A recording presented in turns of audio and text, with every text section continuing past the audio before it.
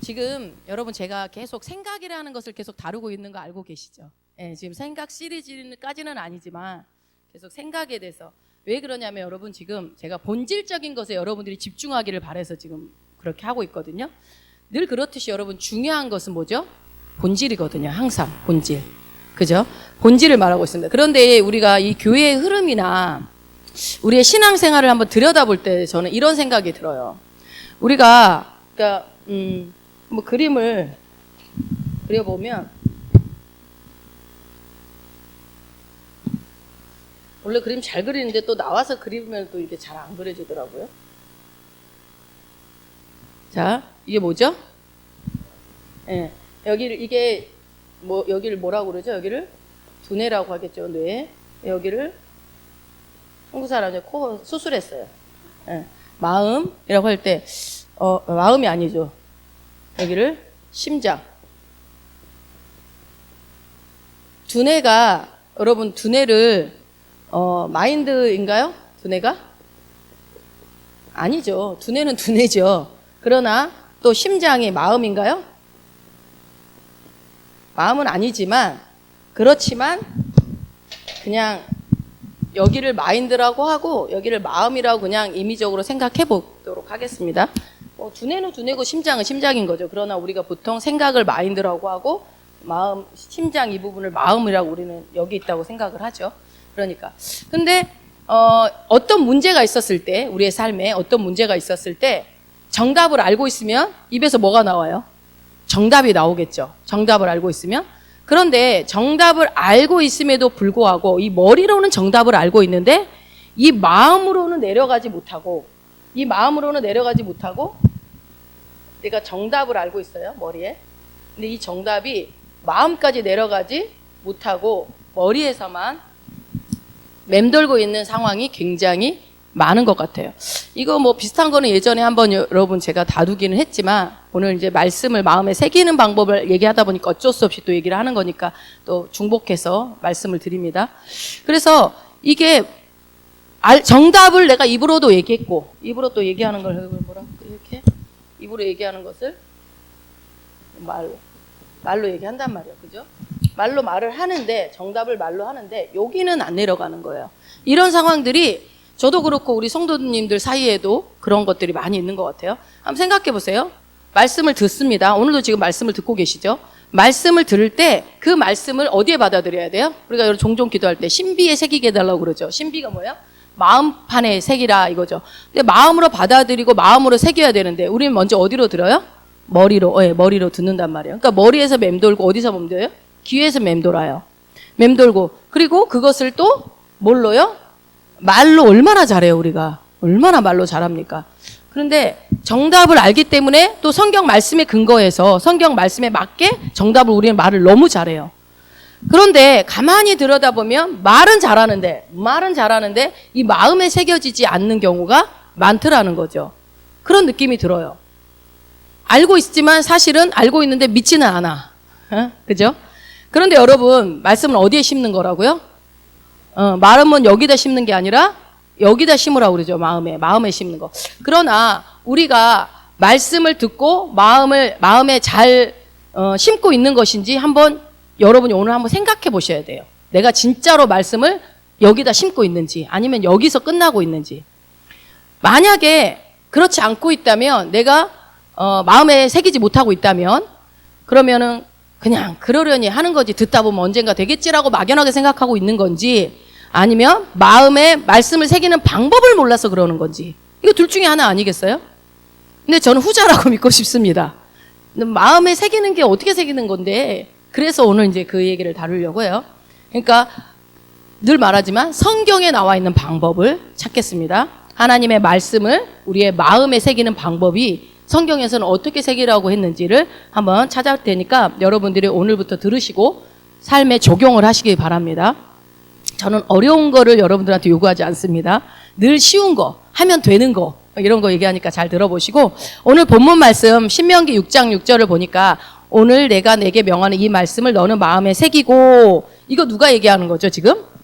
모세가 지금 이스라엘 백성들을 모아놓고 지금 말하고 있는 내용이에요. 근데 여러분 이게 말씀을 잘 들으면 마음에 새기고라는 부분이 나오죠. 이거를 다른 번역본에 보니까 킹 제임스 번역으로 보니까 내가 오늘 내게 명령한 이 말씀들을 내 마음속에 두고라고 돼 있어요. 새기고가 두고로 이렇게 같은 말이라는 얘기죠. 새긴다는 것과 마음에 둔다는 것과 같은 말. 그러니까 저는 여러분 이제 설교자니까 영어도 보고 뭐 원어도 참고해 보고 뭐 사전도 찾아보고 또 다른 번역본도 보지만 여러분들이 평소에 말씀 묵상할 때 그걸 일일이 누가 찾아봐요?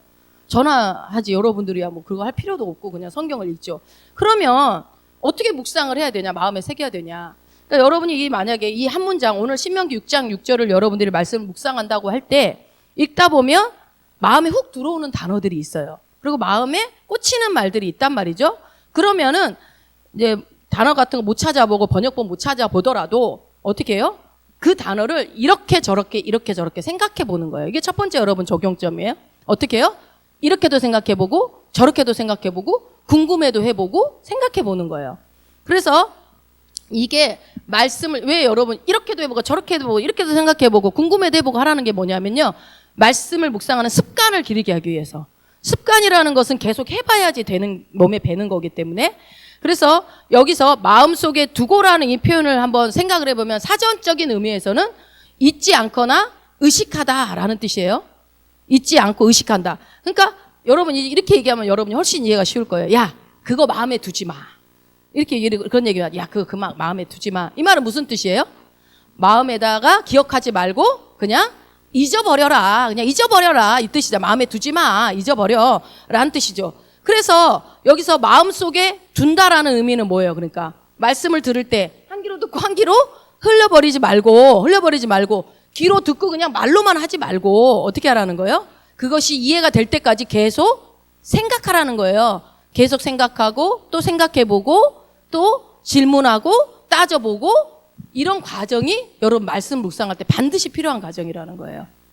자, 이 마음을 히브리 원어로 보니까 무슨 뜻이냐면요. 마음이 뭐 영어에는 하트도 있고 마인드도 있고 뭐 이런 식으로 여러 개 번역하는데 우리나라는 마음이나 생각이랑 다 똑같이 해가지고 이게 참 어려운데 마음을 히브리 원어로 보면 뭐라고 돼 있냐면요. 뭐라요? 예. 속사람. 그러니까 히브리 원어가 마음이 속사람 하나만 있는 건 아닌데 첫 번째로 나오는 뜻이 이제 속사람이라는 뜻이 있어요. 물론 다른 뜻도 있겠죠. 근데 오늘은 요거 볼게요. 속사람. 그러니까 속사람이라는 뜻이 있는데 그러면 겉사람도 있다는 얘기죠. 겉사람은 뭘 말하는 걸까요? 마음이 속사람이니까 여기가 겉사람이지 않겠어요? 예, 듣고 머릿속에 생각하고 말하는 요거 듣고 말하는 거 요거가 아마 겉사람이겠죠. 그러니까 귀로 듣고 입으로 말하고 이것을 겉사람이라고 하죠. 눈에 보이는 거. 그러니까 마음에 새긴다는 것은 귀로 듣고 말하는 겉사람으로 끝나는 것이 아니라 어떻게 해요? 우리의 어디 영역이에요? 마음은 어디 영역이에요, 여러분? 응? 마음 이거를 한번 설명을 하고 여러분들한테 이해를 했어요. 마음의 위치가 정확하게 어딘지를. 그러니까 마음은 영의 안에만 있는 것도 아니고 혼의 영역에만 있는 게 아니고 혼과 마음을 그 혼과 영을 다 아우르고 있다고 보시면 돼요. 그 중간에 있다고 보시면 돼요. 그러니까 여기를 근데 거의 혼의 영역에 가깝죠. 지정의의 영역에 있으니까 혼의 영역. 네, 혼에 있다고 본다면 그러니까 혼의 영역에 이 말씀을 품는 거예요. 혼의 영역에. 그러니까 내 속사람이 말씀으로 변화될 때까지. 자, 잠언 여러분 6장 21절 한번 볼까요? 잠언 6장 21절. 이스라엘 백성들이 유대인들이 말씀을 여러 가지 방법으로 자기들이 묵상을 하죠. 그런 방법들이 잠언서에 보면 많이 나와 있는데 그렇게 했기 때문에 그들이 전 세계 부를 거머쥐고 유대인들이 전 세계 경제를 움직이고 있지 않습니까? 이 말씀의 위대함인 것 같아요. 우리 6장 21절 한번 읽어봅시다. 그것을 항상 내 마음에 새기며 내 목에 매라. 그것이 뭐죠? 예, 말씀을 항상 네 마음에 새기라고 여기서도 나오네요. 새기라는 말은 뭐라고 그랬어요? 아까 마음에 둔다라는 것과 같은 말이라고 그랬죠? 그리고 또 여기서는 하나 더 추가했네요. 내 목에 매라. 그러니까 이거를 다른 번역본으로 제가 찾아보니까요. 그것들을 계속해서 내 마음에 묶어두고 내 목에 걸라. 묶어두고라고 나와 있어요. 묶어두고. 자, 여기에 마음에 묶어두고라고 했을 때 얼른 생각나는 게 이제 저희 시골에 가면은 까만 개가 있어요. 진순이라고. 깜순이가 있었지만 사라지고 또 뭐가 사라지고 이제 그 3대째 까만 놈이 있는데 그 이름이 찐순이거든요. 진순이. 근데 이 진순이가 어디에 있냐면 시골에선 개를 묶어놓거든요. 돌아다니면 안 되니까 뭐 닭 잡아먹고 막 파헤치고 그러니까 그래서 묶어놔요. 그러면은 그 개는 어디에 있어요? 항상 자기 집 옆에 있어요. 어디 가요? 못 가요? 못 가요. 그러니까 불쌍하니까 우리가 한 번씩 가면 돌고 이제 운동도 해주고 하는데 그 개는 주인이 풀기 전까지는 항상 그 개 거기서 묶여서 자기 집 옆에서 항상 있어요. 어디 가지 못해요. 도망가지 못한다고요. 여러분 이거를 생각을 해보세요. 그래서 이처럼 말씀을 들었을 때 어디다 묶어두라고요? 강아지를 그렇게 자기 집 옆에 묶어두듯이 어디다가요?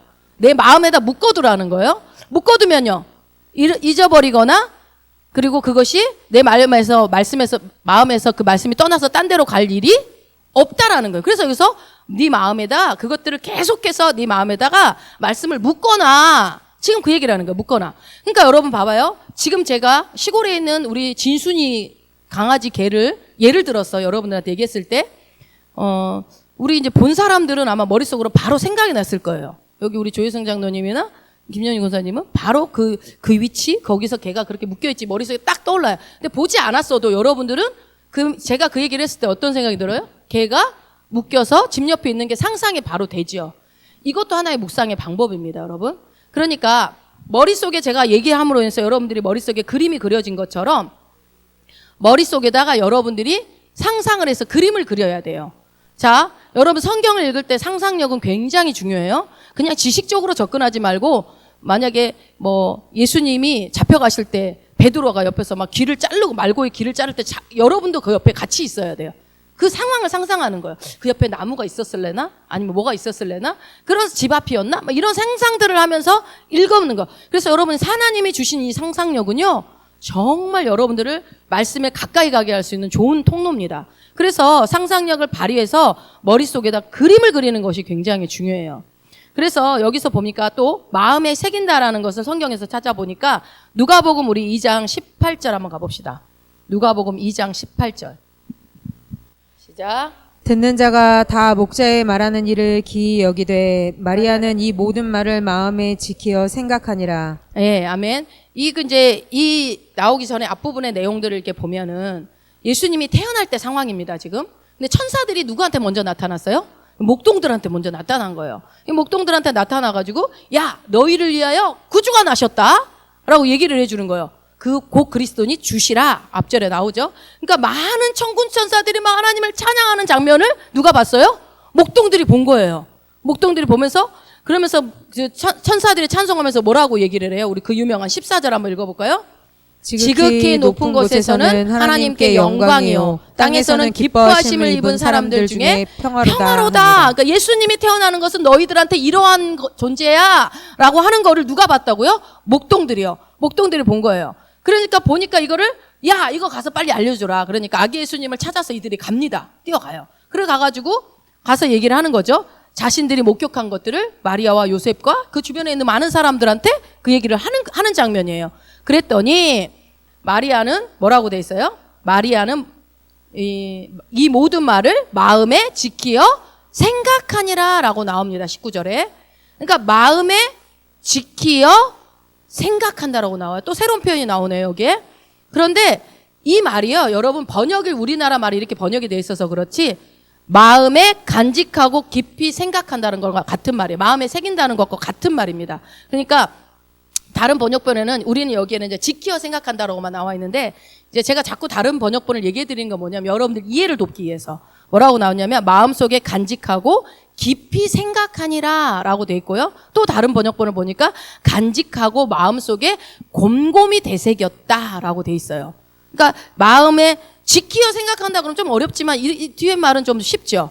깊이 그러니까 마음속에 간직하고 깊이 생각했다. 마음속에 곰곰이 되새겼다. 이게 다 같은 말입니다. 여기에서 이제 18절에 보니까 듣는 자가라고 나와 있죠. 듣는 자가. 여기서 듣는 자는 요셉과 마리아를 포함한 모든 사람들을 얘기하는 거겠죠. 이 사람들을 생각하면 여러분 우리가 성경에는 밭이 몇 가지 밭이 나오죠? 4가지의 밭이 나오죠. 어느 밭일까요? 이 사람들이. 문제입니다. 어느 밭일 것 같아요? 여기 나온 사람들. 응? 넷 중에 하나 25%. 옥토밭은 아닌 것 같아. 그러면은 33%. 뭐예요? 길가밭? 자, 저는 돌밭이 생각났어요. 돌밭, 돌짝밭. 자, 모든 사람들이 이 목동의 말을 다 같이 들었어요. 들었는데 이 돌밭을 보고 이제 막 요란을 떠는 거예요. 놀란 거예요. 아, 천사도 봤잖아. 천사 목소리도 들었고 그 장면을 봤고 와! 그러고 갔는데 가가지고 어떻게 해요? 우와 어떻게 대박 내가 천사를 봤어. 하나님도 진짜 살아계신가 봐 하고 막 놀라는 장면이 나와요. 굉장히 영어로 뭐 스펙트컬한 막 그런 반응을 막 보이는데 그런데 그렇다고 해서 그들이 마음에 새기지는 않은 것 같아요. 그냥 놀라고 끝난 것 같아요. 왜냐하면 그가 뭐예요? 이 사람들이 제가 그 뭐 안 그런 사람도 있겠지만 굳이 비교를 하는 거예요. 마리아만 유독 뭐라고 돼 있어요 여기서? 네, 마음에 지키어 생각했다라고 나와 있기 때문에 이들은 묵상하지 않은 거예요. 마음에 심지 않았어요.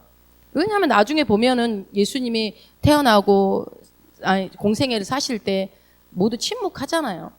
그런데 마리아는 이 모든 말을 어떻게 해요? 마음에 지키어 생각했고 이 모든 말을 마음속에 간직하고 생각했고 이 모든 말을 고이 간직하고 마음속에 곰곰이 되새겼단 말이에요. 이 차이가 있는 거예요. 자, 우리는 여기서 오늘은 여러분이 다른 건 다 잊어도 한 가지만 저는 기억해서 이 단어는 꼭 잊지 말았으면 좋겠어요. 생각했다는 거. 자, 이 부분을 강조하고 싶은데요. 지금 제가 계속 여러분 생각에 대한 얘기들을 계속 나누고 있는데 이 생각이 굉장히 중요하죠. 여러분 로마서 12장 2절 한번 우리 외워봅시다. 우리 제가 지금 몇 주째 지금 계속 얘기하고 있기 때문에 지금쯤은 외웠을 텐데 찾고 계시네요. 자, 로마서 12장 2절 너희는으로 시작해요. 시작. 너희는 이 세대를 본받지 말고 오직 마음을 새롭게 함으로 변화를 받아 하나님의 선하시고 기뻐하시고 온전하신 뜻이 무엇인지 분별하도록 하라. 다음 주쯤에는 한 50%는 외우겠네요. 오늘 보니까 30% 정도 외웁니다. 자, 이거 여기서 여러분 우리가 마음을 새롭게 함으로 할 때 이건 생각과 같은 거라고 했죠. 우리는 우리나라 성경에는 그냥 마음이라고 나와 있지만 생각이고 마인드라고 그랬어요. 마인드. 생각, 마인드. 자, 마인드를 새롭게 해야 새로운 피조물로서 삶을 누릴 수 있다라고 말씀을 드렸습니다. 그래서 여러분 이 생각에 대해서 여러분들이 잘 아는 게 되게 중요해요. 우리가 말씀을 듣고 설교를 듣는 건 너무 많죠. 요즘 말씀의 홍수시대. 유튜브만 들어가면 너무너무 많은 말씀이 있고 훌륭한 목사님들의 설교가 쏟아지고 있어요. 그런데 이게 그리고 또 우리가 입으로 기도하고 고백하고 선포하고 이런 것도 참 많이 해요. 여러분들 지금 하고 계시잖아요. 하고 해요. 그렇다고 마음에 새겨졌는가? 오늘 한번 거기를 들여다보자는 거예요. 내가 마음으로 귀로 듣고 입으로 말하고 선포하고 고백하고 기도했는데 진짜 그게 내 마음에 새겨졌는가? 아닌 경우가 굉장히 많아요. 솔직히 말해서. 말은 성경에 맞게 말하지만 아까 얘기했지만 여기서만 우리가 머무르는 게 많다고요. 마음으로는 그렇게 믿지 않는 경우가 있다라는 거예요. 지적 동의에서만 멈춰버리는 경우가 있다라는 거죠. 여러분 우리가 마음으로 말씀을 귀로 듣고 마음으로 받아서 마음에 새겨야 된다고요. 그것이 새기고 묵상할 때 내 속사람이 변화된다라는 거예요. 우리가 로마서 12장 2절 말씀을 아무리 외운다고 해서 우리가 새롭게 되어지는 것이 아니고 그 속사람을 변화시키는 것은 마음에 말씀이 새겨질 때 변화된다는 얘기를 하는 거죠. 근데 여러분 이게 눈에 보여요, 안 보여요? 이게 안 보여요. 여러분 마음에 새겨지는 게 보여요? 안 보이잖아요. 그래서 누가 얼마나 지금 제가 이렇게 말씀을 선포하지만 누가 얼마나 마음에 새기고 있는지는 아무도 알 수가 없어요. 그래서 근데 이거는 알 수 있어. 성경에 너 1년 동안에 성경 몇 번 읽었어. 이건 알 수 있죠. 너 기도 하루에 몇 시간 했어. 지난 일주일 동안 기도 몇 시간 했어. 이거는 너무 잘 알죠. 알 수 있어요. 그리고 뭐 그런 얘기들은 우리가 쉽게 얘기하고 확인할 수 있죠.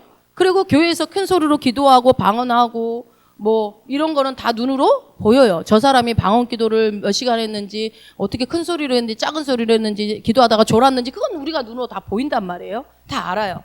이거는 어디서 일어난 일이기 때문에 영혼 몸 중에 몸의 영역에서 눈에 보이는 바디 몸의 영역에서 일어나는 거기 때문에 우리가 금세 확인이 가능하다고요. 가능해요. 그렇지만 이 혼의 영역에서 일어나는 일은 눈에 보여요, 안 보여요? 보이지 않으니까 확인이 되질 않아요. 그래서 이 혼에서 일어나는 일 보이지 않으니까 사람들이 지금 내가 제대로 신앙생활을 하고 있는 건지 아니면 뭐 이렇게 잘 모르겠다. 겉에서 보면 겉에서 보면 어떻게 보여요? 그냥 노는 사람처럼 보일 수도 있어요. 그러니까 그렇게 겉으로 보이는 것을 하지 않고 있을 때 노는 사람처럼 신앙생활을 설렁설렁 하는 사람처럼 보일 수 있다라는 거예요. 특히 그러니까 우리 이제 한국 교회가 특히나 이제 그런 게 있죠. 어떤 뭔가 눈에 보이는 겉으로 드러나는 걸 참 좋아해요. 우리는요. 우리 한국 사람들, 그러니까 우리 인간 자체가, 우리 성향 자체가 다른 사람들 인정받기 좋아하고, 그러다 보니까 겉으로 드러나는 게 좋아해서, 특히나 우리 한국교회 성도들은 몸으로 하는 일 아주 잘합니다. 몸으로. 그리고 굉장히 많이 해요. 굉장히 많이 하고 몸으로 하는 일도 잘하고요. 그런데 혼의 영역에 내 속사람으로 하는 일들은 좀 이렇게 발달이 안 되는 것 같아요. 여러분들 책임이라고 말하는 게 아니라 이제 한국교회의 흐름 자체가 그런 쪽으로 많이 발달은 시켰는데, 개발은 했는데, 이 혼의 영역에서 단단하게 하는 부분들은 조금 약했던 것 같다는 생각이 들어요. 그래서 지난 주일에도 제가 말씀을 드렸지만 우리의 생각의 영적 근육이 되게 약한 것 같다라는 말씀을 드렸습니다. 여러분 혹시 그거 동의하시나요? 저도 그렇거든요. 저도 생각의 영적 근육이 너무 없는 거예요. 무슨 생각의 근육이 있냐? 아니요, 있어요, 여러분. 자, 뜨겁게 방언 기도하고 부르짖고 하는 거는 여러분이 많이 해봤어요. 익숙해요. 기도 시간 몇 시간 하고 이런 것들은 익숙해요. 일주일 동안 내가 몇 번 예배를 참석했고 이런 거는 확인이 가능하니까 그걸로 체크는 너무 쉽고 익숙하기 때문에 그거는 쉽게 말할 수 있어요. 그러고서 내가 많이 했네, 어쨌네 이렇게 말할 수도 있고. 그런데 여러분 깊이 생각하라고 하면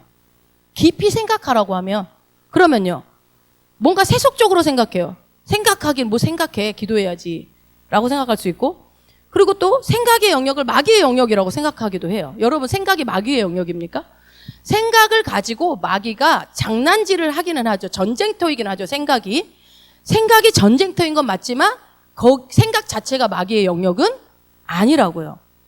물론 그러니까 여러분 우리가 이 생각의 전쟁에 대해서 저번에도 설교도 했고 생각이 너무나 중요해요. 그렇지만 무조건 생각 자체가 마귀가 주는 생각은 아니잖아. 마귀의 영역은 아니라는 거. 나쁜 게 아니라는 거예요. 중요한 건 뭐예요? 어떤 생각을 하느냐가 중요한 거죠. 어떤 생각을 하느냐가 우리의 영적 전쟁터인 이 생각에서 승패가 좌지우지 되는 거지, 생각 자체를 하지 않아야지만이 마귀를 이기는 게 아니라는 거죠. 자, 그래서 여기 그러니까 마리아도 뭐라고 돼 있어요? 마음에 새겨서 뭘 했다고 그랬어요? 뭐라고 나와 있어요, 여러분? 여러분 입으로 말해보세요. 마음에 새겨서 생각을 했다라고 돼 있어요. 깊이 생각했대요. 자, 마리아가 기도한 것도 아니고, 마리아가 성경을 읽은 것도 아니고, 뭘 했대요? 생각했다고요, 생각. 여러분 이거 되게 중요한 얘기예요. 여러분들이 영적 근육이, 그 생각의 근육이 없기 때문에 이게 낯설게 느껴질 수 있는데 잘 들으세요. 마리아가 그 목동들이 하는 말을 듣고 자기가 낳은 이 이 예수라는 아들이 이렇게 하나님의 자녀라는 것을 땅의 평화고 하늘의 영광이고 이런 존재가 될 거라는 것을 마음에 새겨서 깊이 생각했대요. 깊이. 가서 기도하고 금식한 게 아니라, 성경을 읽은 게 아니라. 자, 그래서 이거를 다른 번역에 보니까 마음속에 간직했다라고 이렇게 나오는데, 이 간직했다는 게 마음에 묶어뒀다는 것과 같은 말이에요. 아까 강아지 묶어놓은 것처럼 묶어놨다는 거, 비슷한 말이라는 거예요. 그 의미를 가졌다는 거예요. 그러니까 마리아는 그 소리를 그냥 한 귀로 듣고 한 귀로 흐르지 않았고, 그냥 생각에서만 머무르지 않았고 마음에다가 꽉 묶어놨다라는 거예요. 그 자기가 낳은 자녀가 하나님의 아들인가? 라는 생각을 한 거죠. 자, 이것을 마음속에 곰곰이 되새겨봤다고 했단 말이에요. 계속 생각을 했겠죠. 잊지 않았겠죠. 그래서 이렇게 말합니다. 우리 여러분 생각에 대해서 생각을 나쁜 것이다, 생각은 마귀의 영역이다라고 혹시라도 여러분들이 그런 세속적인 것이다라고 생각하고 있다면 여러분 한 구절을 한번 더 봅시다. 히브리서 3장 1절 한번 가보세요. 히브리서 3장 1절.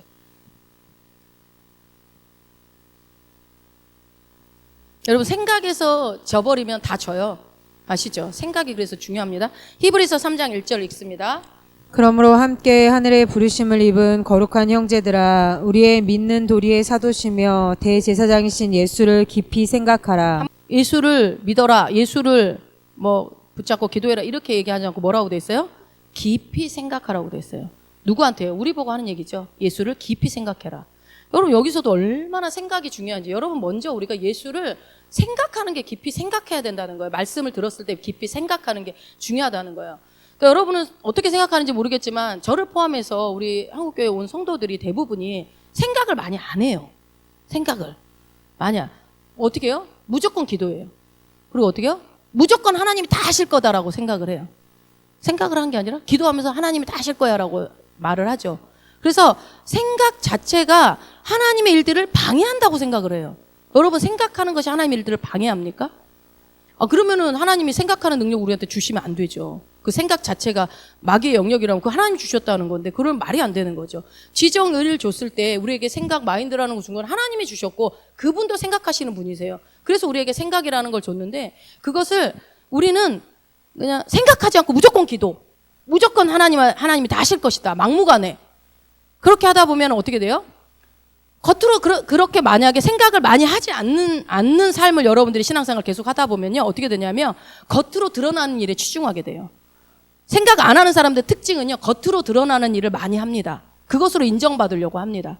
그리고 자기 열심을 굉장히 많이 냅니다. 신앙생활에. 자신이 신앙생활을 잘하고 있다고 생각을 해요. 그러면서. 생각은 하지 않고. 그러면서 그러다가 열심히 기도했는데 응답이 없어. 그럴 때 어떻게 돼요, 그러면? 그런 사람들의 가장 특징은 그 다음에 내가 막 열심히 생각하지 않고 열심히 무조건 기도, 주님이 다 하셔. 기도했으니까 주님이 다 하실 거야. 라고 막무가내로 하셨던 그렇게 겉으로 드러나는 일에 신앙생활을 치중했던 사람들의 특징은 그러다가 기도 응답이 없고 내가 원하는 대로 되지 않을 때 어떤 반응을 보이는 줄 아세요? 여러분 잘 아시잖아요. 여러분들이 그렇게 하셨으니까. 어떻게 나와요? 내가 기도 너무 적었나? 내 기도 양이? 내가 기도를 너무 세게 안 했나? 이렇게 생각해요. 기도 양이 모자라나? 그 생각이에요. 아니면 내가 죄를 지어서 하나님이 안 들어주시나? 그러면서 자기를 정죄하기 시작해요.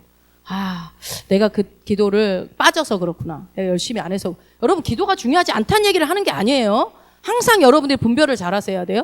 생각하지 않고 겉으로 보이는 것에 치중해서 그것에 내 만족감을 느끼는 사람들의 특징이 그렇다는 거예요. 그러면서 자기 정죄감에 빠지다가 나중에 영적 침체에 빠집니다. 해도 안 되더라.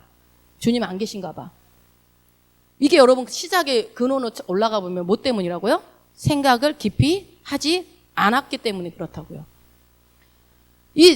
즉 대부분의 그리스도인들이요. 이 혼에서 일어나는 일, 생각을 새롭게 하는 것들, 그런 일들을 새롭게 해서 우리의 속사람을 변화시키는 거, 변화시켜서 그 변화를 받는 부분들이 여러분 부족해요. 그냥 교회 안 빠지면 내가 변화될 거라고 생각해요. 내가 와서 기도 시간을 한 번도 안 빠지면 내가 변화가 될 거라고 생각을 한단 말이에요. 그리고 기도 시간을 더 늘리면 내가 변화될 거라고 생각을. 물론 기도를 조그만 사람보다 많이 하는 사람들이 하나님과 더 친밀한 교제를 나누겠죠. 그러나 지금 계속 얘기하지만 그 생각으로 깊이 생각함으로 마음에다 말씀을 붙잡아 두지 않은 상태에서 내가 정답만 알고 있는 걸 말한다고 해서 그 사람이 변화되지 않는다는 얘기를 하는 거예요. 방언의 기도를 와서 많이 하고 막 기도 많이 하고 여기서만 이렇게 하는 것들은 그래도 하나님은 합력해서 선을 이루시고 또 응답도 해주시고 하지만 오늘 제가 여러분들한테 말씀드린 거는 더 여러분들의 삶에 더 풍성한 하나님의 생명을 누리는 방법들을 조금 더 구체적으로 말씀을 드리는 거니까 뭐 다 잘못됐다라는 게 아니라 살짝만 바꾸면 더 추가하시면 될 것 같아요. 그러니까 우리가 속사람을 변화시키는 부분에 있어서는 우리가 노력을 기울이지 않는다라는 거죠. 자, 노력이라고 표현하니까 좀 그런데 변화를 받아야 되는 부분들에 대해서 한번 생각을 해보자고요. 그러니까 다시 말씀드리지만 겉으로 보여지는 신앙생활에 익숙한 사람일수록 생각을 새롭게 하는 게 정말 어렵습니다, 여러분. 여러분이 지금 만약에 지금 내가 이 로마서 12장 2절 말씀을 외우고 새로운 피조물이라고 선포하고 고백하고 하는데도 내가 새롭게 되지 않는 부분이 쉽게 잘 새롭게 되지 않는다고 한다면 그런 사람들의 특징은 바로 겉으로 보여지는 신앙생활에 치중된 사람들의 특징이 원래 잘 그래요. 그래서 혼의 영역에서 일어나는 일들을 겉으로 드러나지 않으니까 보이는 게 없잖아요. 여러분 생각을 막 새롭게 하는 게 눈에 보여요? 안 보이잖아요. 안 보이니까 깊이 생각하는 것을 그냥 아무도 안 해버리는 거예요. 안 하는 거예요. 깊이 생각 안 해요. 아무것도 그럼 깊이 생각하고 있으면요 아무것도 안 하는 것처럼 여러분들이 느낀다고요. 막 방언기도 하고 기도 주여 하는 거는 뭔가 하는 것 같은데 입 다물고 가만히 깊이 생각하고 묵상하면 아무것도 안 하는 걸로 생각한다고. 이해가 되세요? 그래서 야, 조용히 있지 말고 기도해. 빨리 큰 소리로. 근데 물론 같이 모여서 기도할 때 우리가 합심해서 소리내서 기도하고 이렇게 하는 거 있지만 여러분들이 개인적으로 말씀 묵상을 할 때는 막 말씀 읽고 그대로 막 그냥 막 막무가내로 기도하는 것이 아니라 그 말씀을 한 구절을 한 단어를 깊이 생각을 해야 되는 게 필요하다는 거예요. 그러면 여러분 마음에 새긴다라는 게 뭐냐? 도대체 뭐 하는 거냐? 말씀을 마음에 새기는 방법은 뭐냐? 어떻게 하면 되냐? 말씀을 여러분들이 생각을 하고 되새김질을 해야 돼요. 되새김질. 자, 되새긴다는 것은 뭘까요? 고려하고 숙고해보는 거. 생각을 생각해보는. 그러니까 한마디로 이게 묵상이라는 건데 여러분 이렇게 소가 되새김질 하잖아요. 먹었던 거를 다시 끄집어내서 또 씹고 곱씹고 하듯이 말씀을 한 번 들었다 끝나는 게 아니라 또 보고 또 생각해보는 거죠. 또 숙고해보고 생각해보는 거죠. 여러분 이게 혹시 어렵게 느껴지세요? 내가 그거를 또 말씀을 들은 걸 생각해보고 또 생각해보고 또 생각하는 게 어려운가요? 나는 잘 못하겠는데? 라는 생각이 혹시 드세요? 자, 근데 여러분 제가 저번에 육신의 생각은 선악과다라는 말씀을 들을 때 우리가 나쁜 것들은요 잊어요 안 잊어요? 상처받은 거 잘 안 잊어요. 잊어버리지 않고 어떻게 해요? 어떤 누군가가 만약 교회 들어올 때 누군가 나한테 상처 주는 말을 팍 했어. 그럼 그게 확 잊어져요 바로? 막 찬양하다 싹 지워져 버려요? 아니잖아요. 그게 어떻게 해요? 또 생각나죠. 그래서 곱씹어. 그 사람이 나한테 왜 그렇게 말했지? 이렇게 생각하면서 되새기면서 이를 갈면서 생각하고 욕을 하면서 생각하고 화를 내면서 생각하고 계속 생각하잖아요 여러분. 상처받았던 말은 특히나 기분 나쁜 얘기들은 그것이 계속 묵상하는 거야. 그 말이 묵상하고 또 묵상하고 화내면서 묵상하고 성질내면서 묵상하면 계속 묵상해. 집에 가면서 묵상하고 잠자기 전에 묵상하고 눈 뜨자마자 또 어제 한 말 또 생각나고 이게 묵상이에요 여러분. 근데 여기서 뭐예요? 그러니까 어떻게 하라는 거예요? 육신의 생각에 대해서 그렇게 여러분들이 묵상하는 것들이 이렇게 쉽게 잘하는데 영의 생각으로 묵상하라는 얘기예요. 쉽게 얘기하면. 그러니까 나 말씀 묵상 못해 이거 뻥이에요. 여러분 너무 잘해요.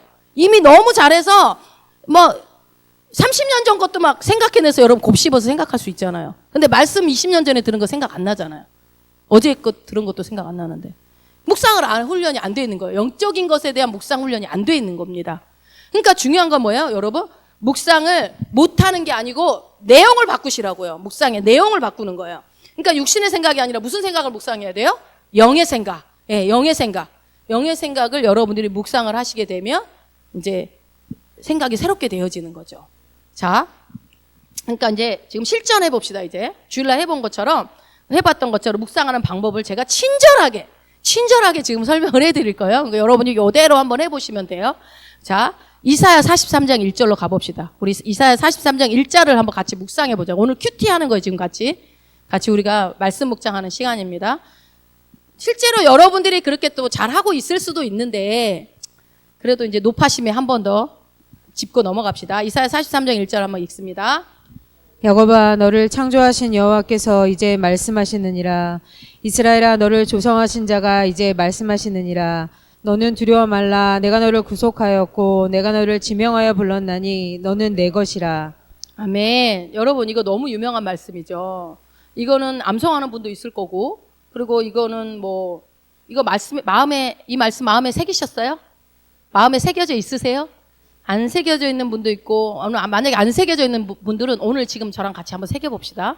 자, 우리가 말씀을 묵상할 때 여러분 이것이 내 마음에 새겨지지 않는 이유가 있어요. 왜 안 새겨지는 줄 아세요? 나와 관련 없는 묵상을 했기 때문에 그래요. 그러니까 뭐예요? 내 자아상과 내 정체성과 관련 없는 묵상을 했기 때문에 마음에 새겨지지 않는 거라고요. 여러분 엄청 몸이 아프거나 누가 자식이 아프든 그랬을 때는 치유의 말씀이 그냥 확 들어오죠. 나와 관련 있는 말씀이니까. 그런 것처럼 중요한 것은요, 여러분이 첫 번째로 말씀 묵상을 할 때 말씀 속에서 누구를 찾아야 되냐면 하나님을 찾으셔야 돼요. 하나님의 말씀이니까, 말씀이 곧 하나님이니까 말씀을 묵상할 때 첫 번째 누구를 찾으라고요? 하나님이 어떤 분인지를 찾아야 돼요. 어떤 분인지. 그 다음에 또 누구를 찾아야 될까요? 나를 찾아야죠. 내가 누군지, 그 다음에 내가 있는 누구인지를 묵상을 해야 돼요. 말씀을 통해서. 자, 한번 봅시다. 지금 이사야 43장 1절 보니까 너를 창조하신 여호와께서 라고 이렇게 시작을 하죠. 야곱아 너를 창조하신 여호와께서. 여러분 이 말씀을 여러분 지금 읽었어요. 너를 창조하신 여호와께서. 여기서 여러분들이 어떤 생각이 확 들어요? 나는 누가 창조했구나? 나는 여호와 하나님이 나를 창조하셨구나. 이제 이 생각이 들어와야 돼요. 창조하셨구나. 여호와 하나님은 나를 창조하신 분이구나. 이게 이제 생각이 들겠죠. 그리고 나서 이 말씀을 볼 때 하나님은 창조주가 보여야 돼요. 하나님은 창조주구나. 그리고 나에 대해서 이제 알아야 되겠죠. 여러분 질문 드릴게요. 명품 비싸요, 싸요? 명품은 왜 비쌉니까? 좋아서? 에이, 좋아서가 아니죠. 좋은 물건은 동대문 물건도 좋은 건 많아요. 근데 명품이 왜 비싸요? 어느 회사가 만들었냐에 따라서 비싼 거죠. 어느 회사가. 물건을 만든 그 회사가 어느 회사냐에 따라서. 그러니까 비싼 값을 치르고 우리가 명품을 사는 이유가 누가 만들었느냐에 따라서 다르기 때문에 그러죠. 그럼 여러분 우리는 누가 만들었다고 그래요? 메이드 인 여호와. 원래는 문법적으로는 메이드 바이 여호와인데 그냥 여러분 메이드 인 차이나 이런 걸로 돼 있기 때문에 쉽게 이해를 돕기 위해서 메이드 인 여호와. 메이드 인 여호와. 그래서 여러분 우리는 누가 만들었다고요? 여호와 하나님이 만들었어요. 아니 얼마나 우리가 대단한 존재예요. 옆 사람을 보세요. 대단한 존재로 보셔야 돼. 하찮은 존재 왼수로 보지 마시고 정말 대단한 존재. 여러분 샤넬 지갑 얼마인 줄 아세요? 샤넬 샤넬은 뭔 줄은 아세요? 응? 동그라미를 이렇게 모양 만들어 놓은 샤넬 동전 지갑 얼마게요?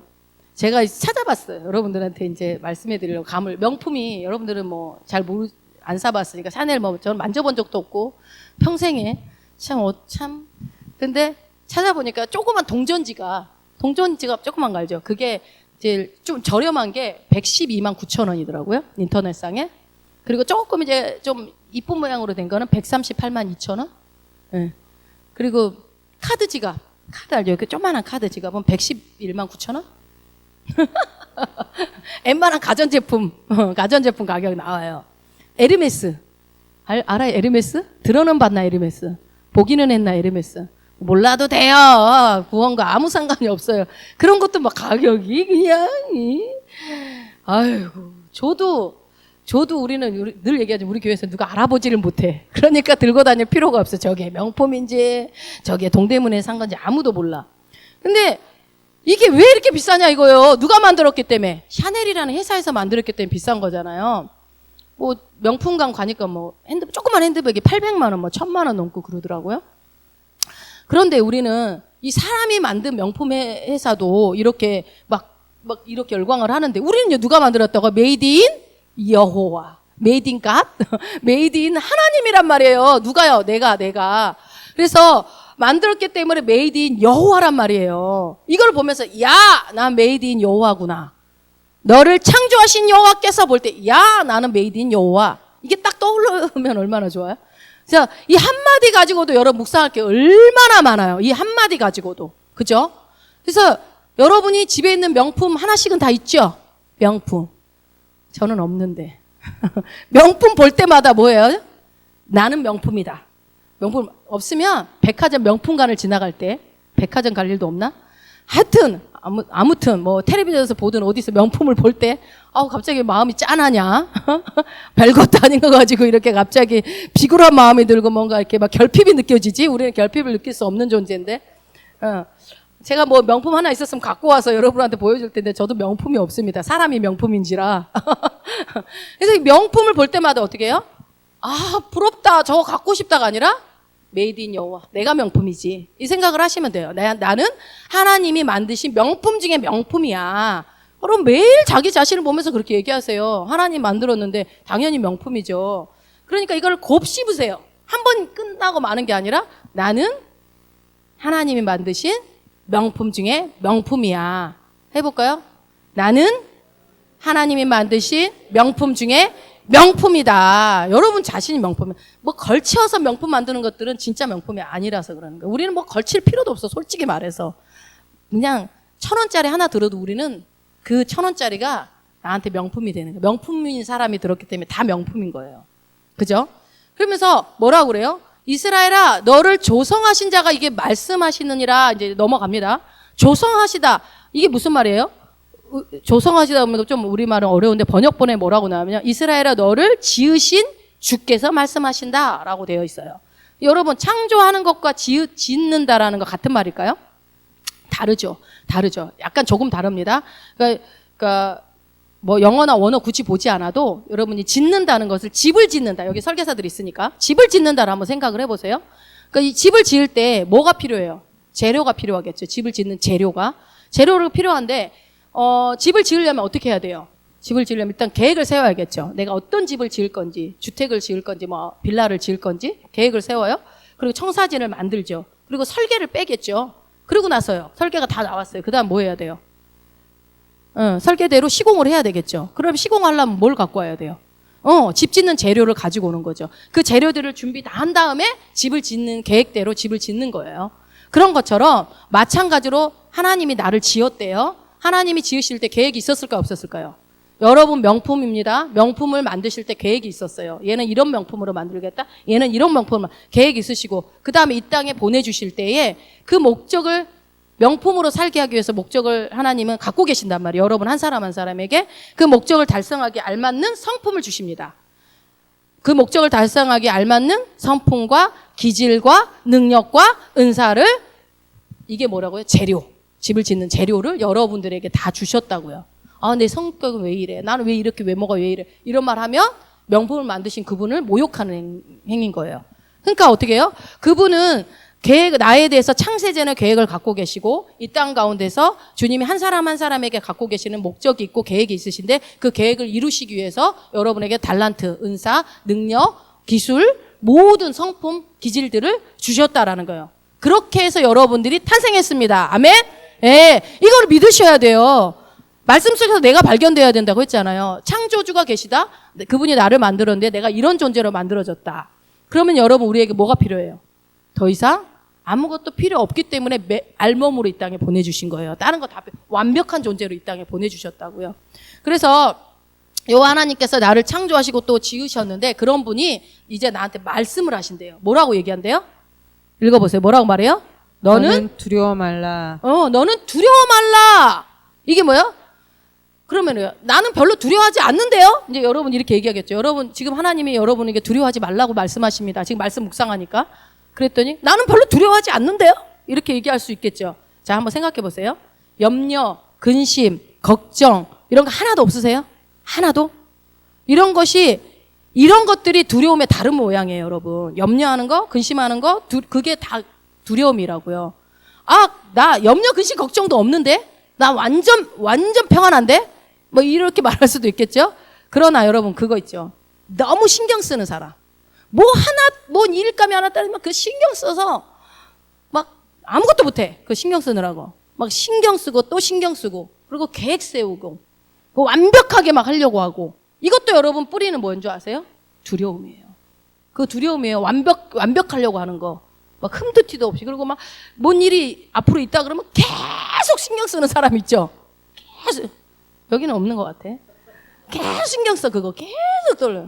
병이 날 정도로. 그거 두려움이라니까 뿌리가 여러분. 그러니까 하나님이 너 뭐라고 그래요? 명품아 두려워하지 말라. 두려워하지 말아라.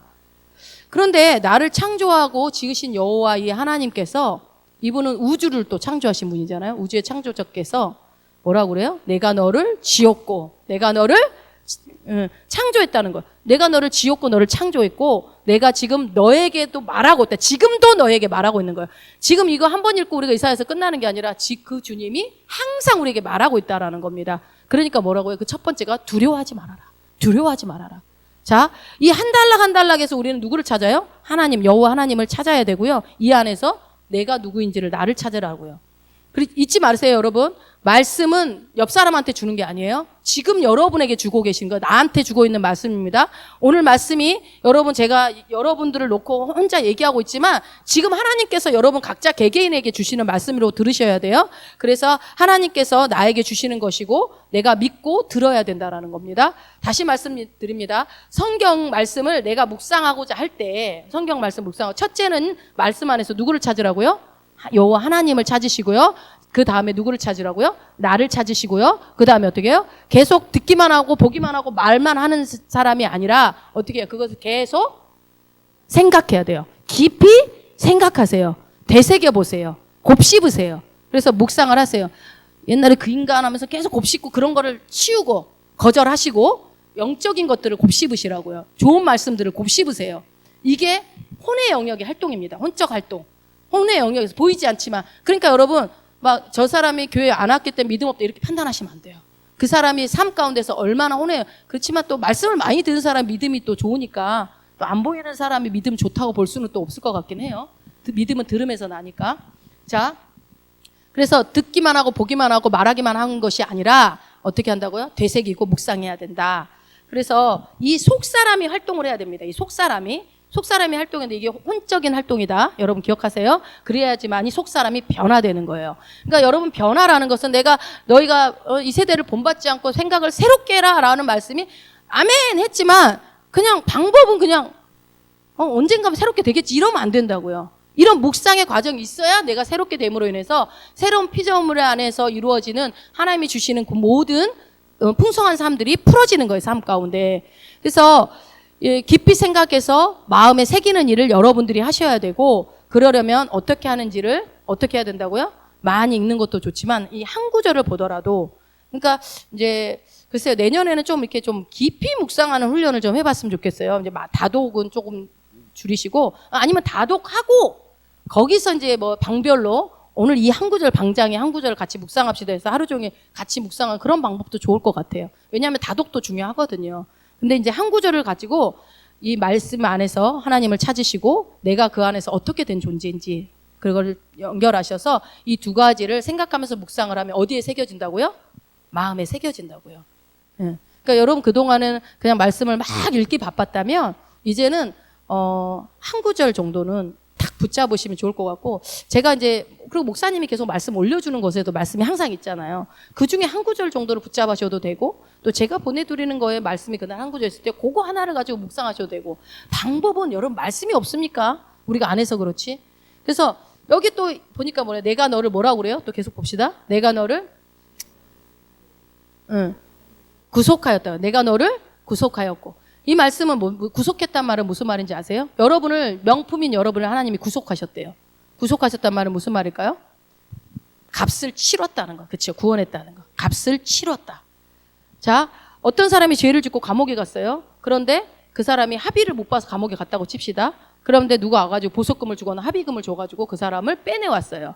그럼 그 사람은 죄가 있어요, 없어요? 이제 없는 거예요. 감옥에서 나왔고 그 값을 치렀다. 값을 지불됐기 때문에 이 사람은 자유인이 된 거죠. 그 구속에서, 그래서 그것을 찾아오는 것을, 값을 지불하고 찾아오는 것을 구속했다라고 지금 표현하는 거예요.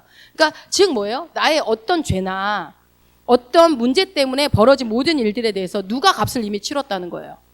예수 그리스도가 십자가에서 그 값을 다 치러버렸다는 거예요. 치러버렸다. 그러니까 뭐예요? 이거를 내가 너를 구속하였고, 이럴 때 여러분이 딱 말씀 묵상할 때 무슨 생각이 나야 돼요? 이제 나는 다 값이 치러진 존재구나.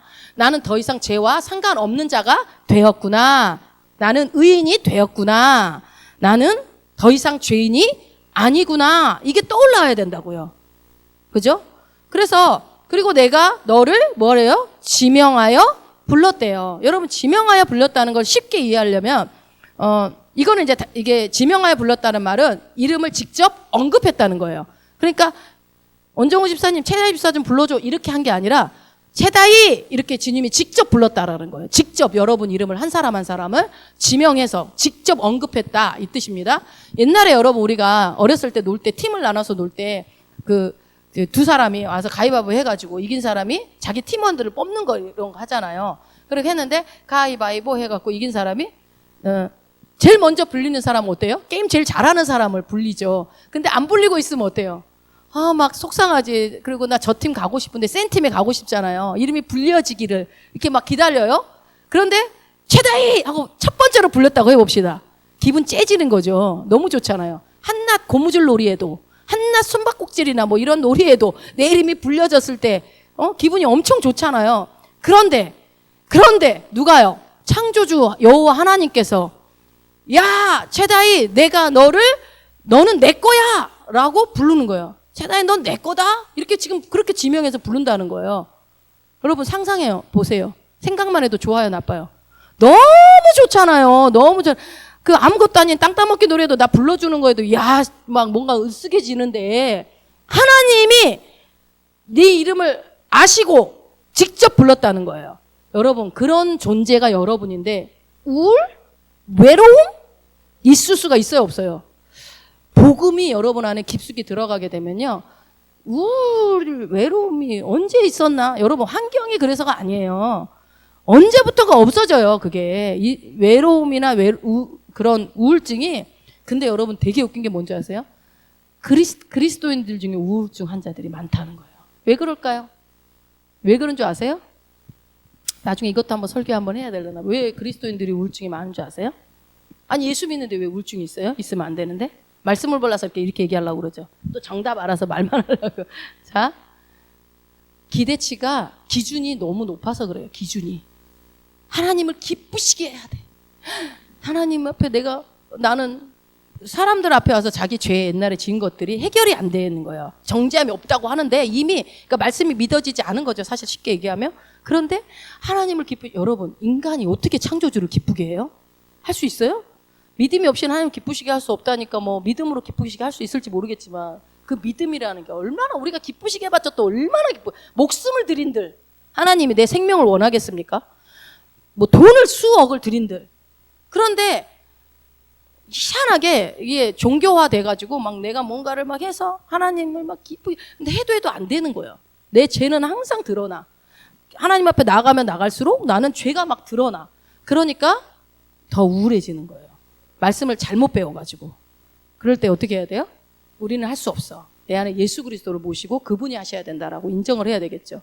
근데 자꾸 내가 뭔가를 해서 구원을 이루려고 하는 그런 것들이 우울증을 또 불러일으키는 거예요. 그 우울증이 뭐냐면 내 상처, 내 과거의 내 모습, 내가 아무도 모르는 아픔들 이런 것들을 마귀는 계속 들쑤시거든요. 그런데 교회 오면은 사람들은 다 신앙 좋아 보여. 다 막 해결되고 막 근데 나만 막 그런 것 같아. 그런 우울감들이 있어서 겉으로는 교회 와서는 아무도 모르는데 삶 가운데서 우울증 크리스찬들이 너무 많은 게 지금 이 시대에 그래요, 여러분. 교회 와서 믿음 있는 척 할 수 있다고 그랬잖아요. 근데 진짜는 뭐다? 삶 가운데서 여러분이 우리가 이 말씀만 제대로 묵상해도 내가 우울할 일도 없고 외로울 일이 없는 거죠. 여러분, 지금 제가 이사야서 43장 1절을 가지고 여러분과 같이 말씀 묵상을 한번 해봤어요. 이게 말씀에 새기고 묵상하는 방법입니다. 그래서 처음에는 좀 어렵게 느껴질 수 있어요. 근데 계속 곱씹으셔서 여러분이 막 하려고 하면 누가 등장을 하죠? 성령님이 등장해. 성령님이 등장하셔서 이렇게 묵상을 하면요. 지금 여러분이 방금 저랑 할 때는요. 이게 지금 귀로 들으셨어요. 귀로 듣고 여기서 끝나면 어떻게 된다고요? 그냥 몸의 영역에서 끝나는 거예요, 여러분이. 그냥 몸에 머무르고 끝난다고요. 내게 되지 않아요. 그래서 이 말씀을 들었을 때나 읽었을 때 주님이 만약에 여러분들이 성경을 매일 읽으시니까 조명해 주는 말씀이 있다면 그것을 내 것으로 취해서 마음에다 묶으세요. 묶으시고 계속해서 생각을 해보시고 되새겨보고 숙고해보고 그래서 묵상을 하시다 보면 처음에는 힘든 것 같지만 이게 습관이 되면 어느 순간에 우리 말씀을 볼 때 계속 곱씹게 돼요. 이거 제가 맞는지 틀린지 여러분 한번 해보세요. 하다 보면 이거 이런 말씀인데 안 보이던 말씀이 또 보이기 시작합니다. 그래서 오늘 들은 말씀을 잘 기억하셔서 말씀의 새김으로 여러분의 생각이 새롭게 되어 속사람이 변화되어 주께서 주시는 풍성한 삶, 풍성한 은혜를 누리시는 저와 여러분 되기를 축원드립니다.